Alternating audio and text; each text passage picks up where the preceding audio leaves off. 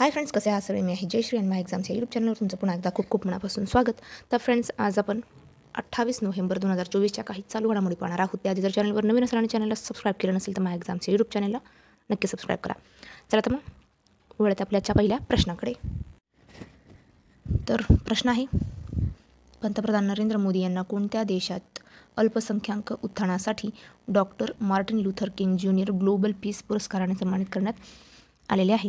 उत्तर आहे United states of America. उत्तर आहे युनायटेड स्टेट्स ऑफ अमेरिका. पुढे पाहूया. Jobs at user doorstep a job diagnostics for young people हा अहवाल जो भारत सरकारने सुरू केला होता, हा अहवाल कोणत्या संस्थेचा आहे? तर उत्तर आहे जागतिक बँक या संस्थेचा आहे. तर त्यातीलच केंद्रीय मंत्री धर्मेंद्र प्रधान आणि मनसुख मांडविया यांनी जागतिक बँकेचा अहवाल jobs at your door step a job diagnostic for launch केला, ज्यामध्ये 6 स्टार राज्य समाविष्ट आहेत. तर ती 6 स्टार राज्य कोणती? तर हिमाचल प्रदेश, केरळ, मध्य प्रदेश, महाराष्ट्र, ओरिसा आणि राजस्थान. पुढे पाहूया. अष्टमुडी तलाव कोणत्या राज्यात आहे? तर उत्तर आहे केरळ राज्यामध्ये अष्टमुडी तलाव आहे. तर अष्टमुडी तलावात सांडपाणी प्रदूषण, प्लास्टिक प्रदूषण, अतिक्रमण आणि तणांची अनियंत्रित वाढ यांसारख्या समस्यांवर प्रकाश पडतो.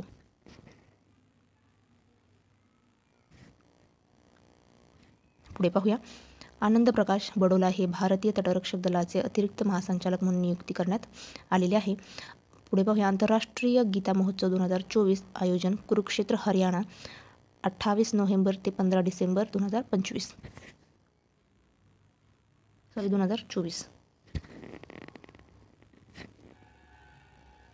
पुढे पाहूया. फेंगल चक्रीवादळ बंगालच्या उपसागरात. फेंगल हे नाव कोणी दिलेले आहे? कोणत्या देशाने? तर सौदी अरेबियाने फेंगल हे नाव दिलेले आहे. त्याचबरोबर इतर चक्रीवादळ पाहूयात. बॉम्ब चक्रीवादळ वॉशिंग्टन अमेरिकेने दिलेले आहे, नाव दिलेले आहे. यागी चक्रीवादळ व्हिएतनाममध्ये आलेले होते आणि त्याला नाव जपानने दिलेले आहे. यानशान जपान. अस्ना गुजरातमध्ये आलेले होते आणि नाव पाकिस्तानने दिलेले आहे. ॲम्फिल जपानने दिलेले आहे. ॲम्फिल जपान. अल्बोरा मादागास्कर. रेमल बंगालची खाडी, नाव ओमानने दिलेले आहे. Helen America. दाना पश्चिम बंगालमध्ये आले होते, नाव कतारने दिलेले आहे.